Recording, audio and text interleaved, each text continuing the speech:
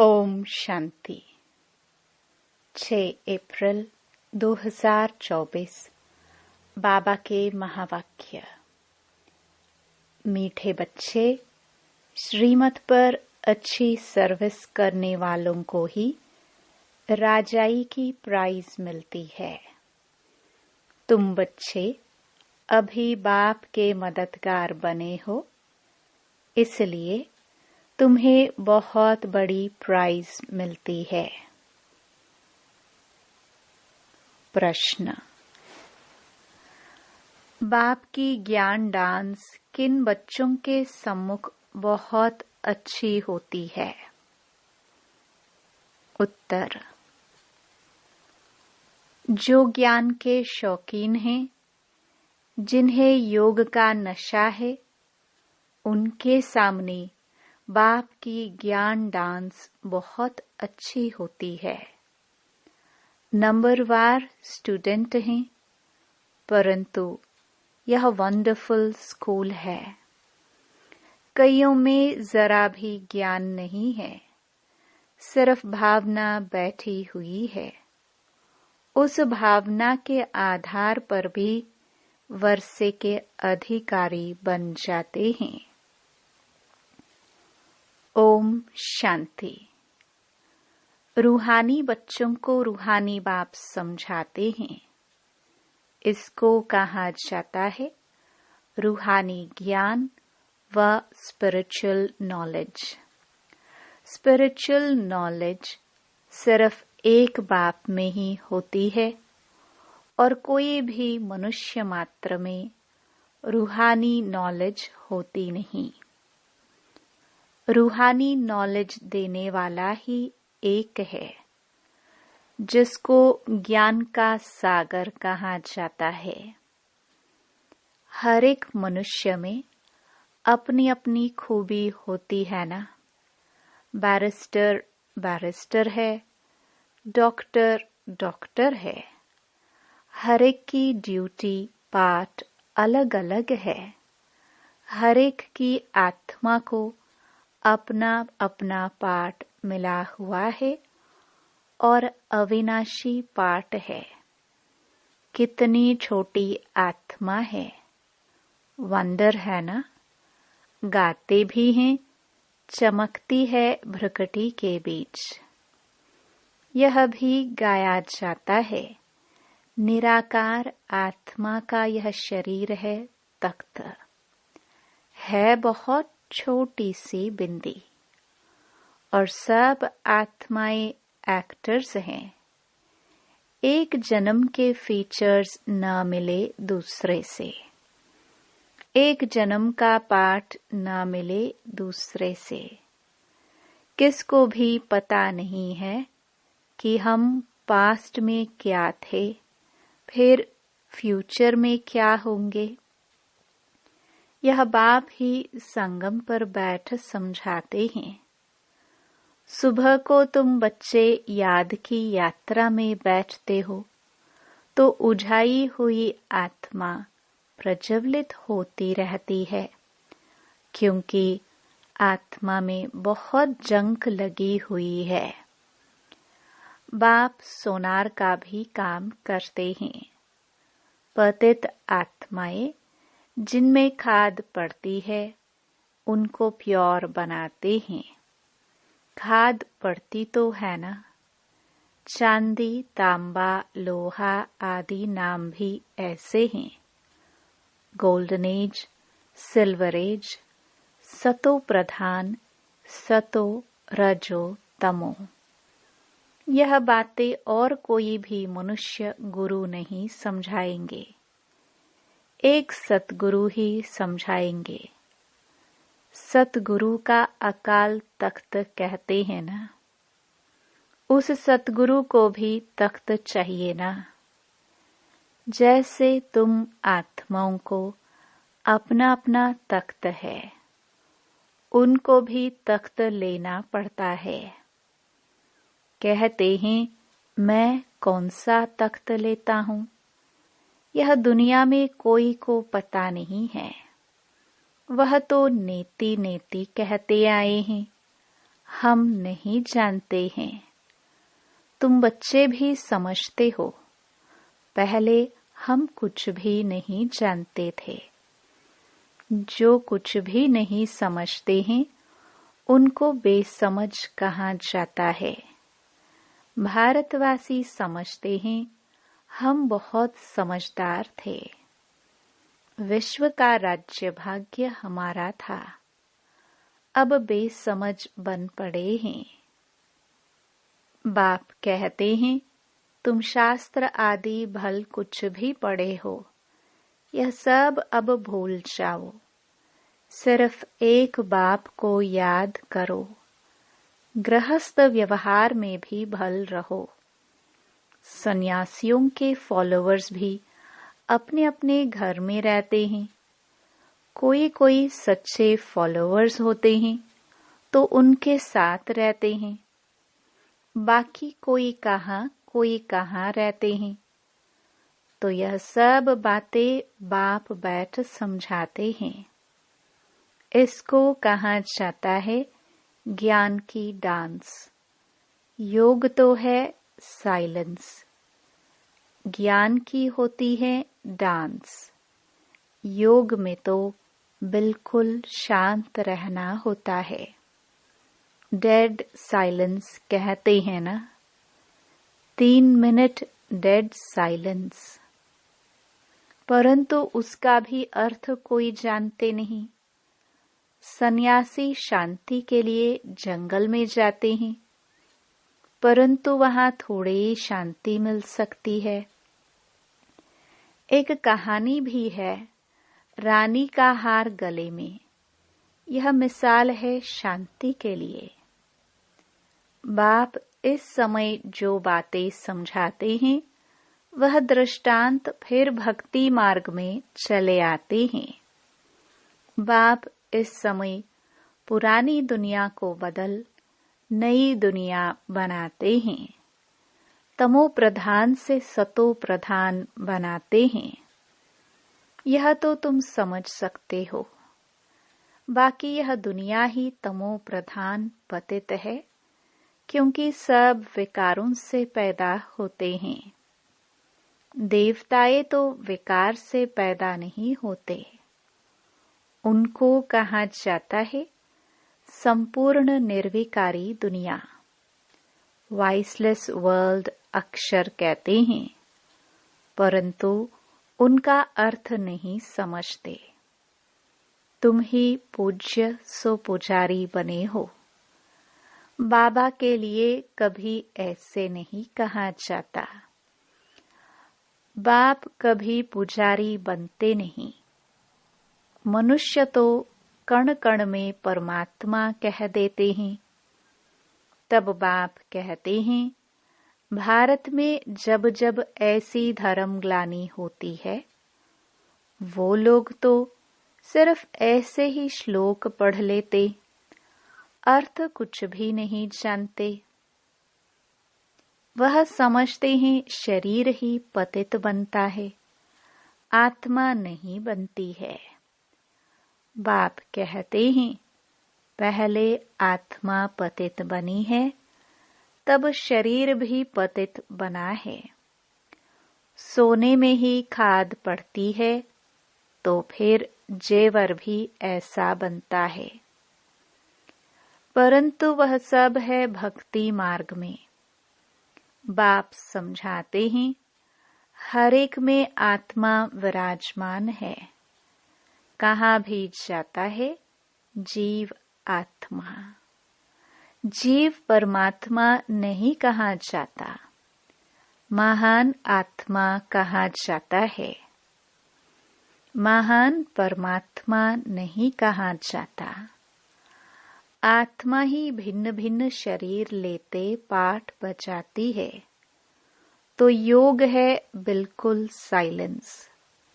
यह फिर है ज्ञान डांस। बाप की ज्ञान डांस भी उन्हों के आगे होगी जो शौकीन होंगे। बाप जानते हैं किसमें कितना ज्ञान है, कितना उनमें योग का भी नशा है। टीचर तो जानते होंगे ना, बाप भी जानते हैं कौन कौन अच्छे गुणवान बच्चे हैं। अच्छे अच्छे बच्चों का ही जहाँ तहाँ बुलावा होता है। बच्चों में भी नंबरवार हैं।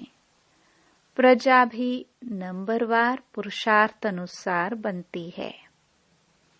यह स्कूल अथवा पाठशाला है ना। पाठशाला में हमेशा नंबरवार बैठते हैं।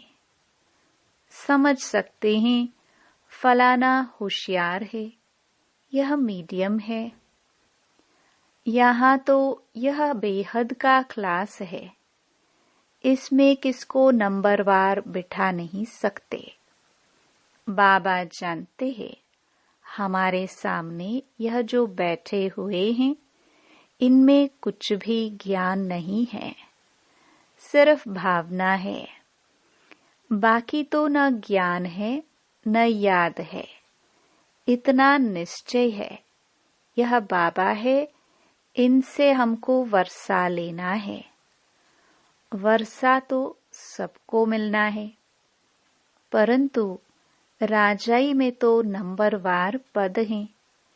जो बहुत अच्छी सर्विस करते हैं उनको तो बहुत अच्छी प्राइज मिलती है। यहाँ सभी को प्राइज देते रहते हैं। जो राय देते हैं, माथा मारते हैं, उनको प्राइज मिल जाती है। अभी तुम जानते हो विश्व में सच्ची शांति कैसे हो। बाप ने कहा है उनसे पूछो तो सही कि विश्व में शांति कब थी। कभी सुनी व देखी है। किस प्रकार की शांति मांगते हो। कब थी तुम प्रश्न पूछ सकते हो, क्योंकि तुम जानते हो जो प्रश्न पूछे और खुद ना जानता हो तो उनको क्या कहेंगे। तुम अखबारों द्वारा पूछो कि किस प्रकार की शांति मांगते हो। शांति धाम तो है जहाँ हम सब आत्माएं रहती हैं। बाप कहते हैं एक तो शांति धाम को याद करो, दूसरा सुख धाम को याद करो। सृष्टि के चक्र का पूरा ज्ञान न होने कारण कितने गपोड़े आदि लगा दिए हैं। तुम बच्चे जानते हो हम डबल सरताज बनते हैं।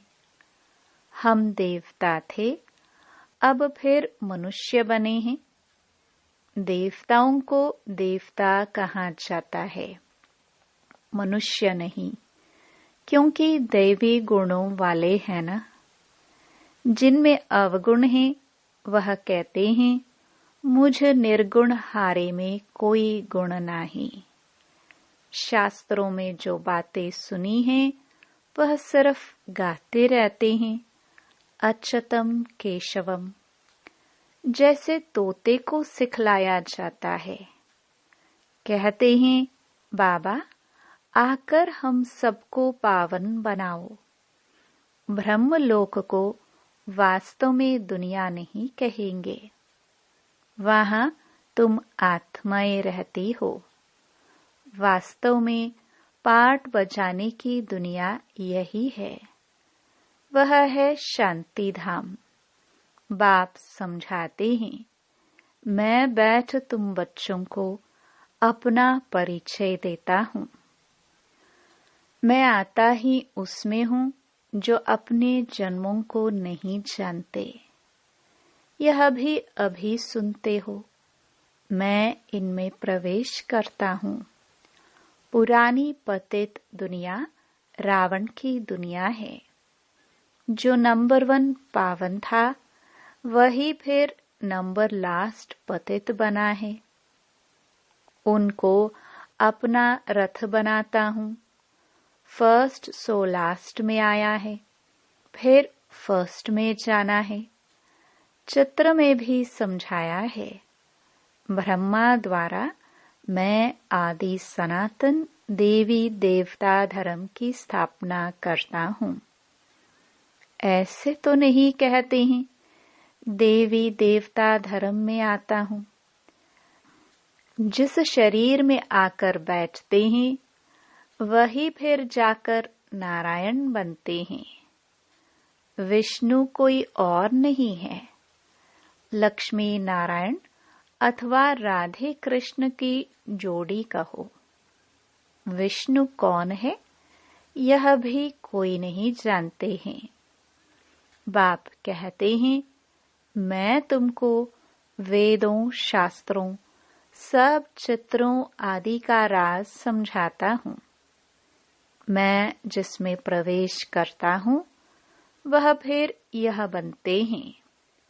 निवृत्ति मार्ग है ना, यह ब्रह्मा सरस्वती फिर वह लक्ष्मी नारायण बनते हैं। इनमें ब्रह्मा में मैं प्रवेश कर ब्राह्मणों को ज्ञान देता हूँ। तो यह ब्रह्मा भी सुनते हैं। यह फर्स्ट नंबर में सुनते हैं। यह है बड़ी नदी ब्रह्मपुत्रा। मेला भी सागर और ब्रह्मपुत्रा नदी पर लगता है। बड़ा मेला लगता है जहाँ सागर और नदी का संगम होता है। मैं इसमें प्रवेश करता हूँ। यह वह बनते हैं। इनको वह ब्रह्मा सो विष्णु बनने में 1 सेकंड लगता है। साक्षात्कार हो जाता है और झट निश्चय हो जाता है मैं यह बनने वाला हूँ। विश्व का मालिक बनने वाला हूँ। तो यह गदाई क्या करेंगे? सब छोड़ दिया। तुमको भी पहले मालूम हुआ बाबा आया हुआ है। यह दुनिया खत्म होने वाली है तो झट भागे। बाबा ने नहीं भगाया। हाँ, भट्टी बननी थी। कहते हैं कृष्ण ने भगाया। अच्छा, कृष्ण ने भगाया तो पटरानी बनाया ना। तो इस ज्ञान से विश्व के महाराजा महारानी बनते हो। यह तो अच्छा ही है। इसमें गाली खाने की दरकार नहीं। फिर कहते हैं कलंक जब लगते हैं तब ही कलंगीधर बनते हैं। कलंक लगते हैं शिव बाबा पर। कितनी ग्लानि करते हैं। कहते हैं हम आत्मा सो परमात्मा, परमात्मा सो हम आत्मा। अब बाप समझाते हैं ऐसे है नहीं। हम आत्मा अभी सो ब्राह्मण है। ब्राह्मण है सबसे ऊंच कुल। इनको डायनास्टी नहीं कहेंगे। डायनास्टी अर्थात जिसमें राजाई होती है। यह तुम्हारा कुल है बहुत सहज। हम ब्राह्मण सो देवता बनने वाले हैं। इसलिए दैवी गुण जरूर धारण करने हैं। सिगरेट बीड़ी आदि का देवताओं को भोग लगाते हो क्या? श्रीनाथ द्वारे में बहुत घी के माल ठाल बनते हैं। भोग इतना लगाते हैं जो फिर दुकान लग जाती है। यात्री जाकर लेते हैं। मनुष्यों की बहुत भावना रहती है। सतयुग में तो ऐसी बातें होती नहीं। ऐसी मक्खियां आदि होंगी नहीं जो किसी चीज को खराब करे। ऐसी बीमारी आदि वहां होती नहीं। बड़े आदमियों के पास सफाई भी बहुत होती है। वहां तो ऐसी बातें ही नहीं होती। रोग आदि होते नहीं। यह सब बीमारियां द्वापर से निकलती हैं। बाप आकर तुमको एवर हेल्दी बनाते हैं। तुम पुरुषार्थ करते हो बाबा को याद करने का, जिससे तुम एवर हेल्दी बनते हो। आयु भी बड़ी होती है। कल की बात है, 150 वर्ष आयु थी ना। अभी तो 40-45 वर्ष एवरेज है, क्योंकि वह योगी थे, यह भोगी हैं। तुम राजयोगी, राज ऋषि हो, इसलिए तुम पवित्र हो। परंतु यह है पुरुषोत्तम संगम युग, मास या वर्ष नहीं। बाप कहते हैं, मैं कल्प कल्प पुरुषोत्तम संगम युगे युगे आता हूँ। बाप रोज रोज समझाते रहते हैं, फिर भी कहते हैं, एक बात कभी नहीं भूलना, पावन बनना है तो मुझे याद करो। अपने को आत्मा समझो, देह के सभी धर्म त्याग करो। अब तुमको वापस जाना है। मैं आया हूँ तुम्हारी आत्मा को साफ करने, जिससे फिर शरीर भी पवित्र मिलेगा। यहाँ तो विकार से पैदा होते हैं। आत्मा जब संपूर्ण पवित्र बनती है, तब तुम पुरानी जुत्ती को छोड़ते हो, फिर नई मिलेगी। तुम्हारा गायन है वंदे मातरम। तुम धरती को भी पवित्र बनाती हो। तुम माताएं स्वर्ग का द्वार खोलती हो, परंतु यह कोई नहीं जानता। अच्छा, मीठे मीठे सिखिलदे बच्चों प्रति माता पिता बाप दादा का याद प्यार और गुड मॉर्निंग। रूहानी बाप की रूहानी बच्चों को नमस्ते। धारणा के लिए मुख्य सार। पहला, आत्मा रूपी ज्योति को प्रज्वलित करने के लिए सवेरे सवेरे याद की यात्रा में बैठना है। याद से ही जंक निकलेगी। आत्मा में जो खाद पड़ी है, वह याद से निकाल सच्चा सोना बनना है। दूसरा, बाप से ऊंच पद की प्राइज लेने के लिए भावना के साथ साथ ज्ञानवान और गुणवान भी बनना है। सर्विस करके दिखाना है। वरदान, चलन और चेहरे से पवित्रता के श्रृंगार की झलक दिखाने वाले श्रृंगारी मूर्त भव।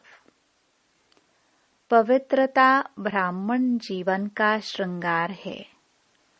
हर समय पवित्रता के श्रृंगार की अनुभूति चेहरे व चलन से औरों को हो।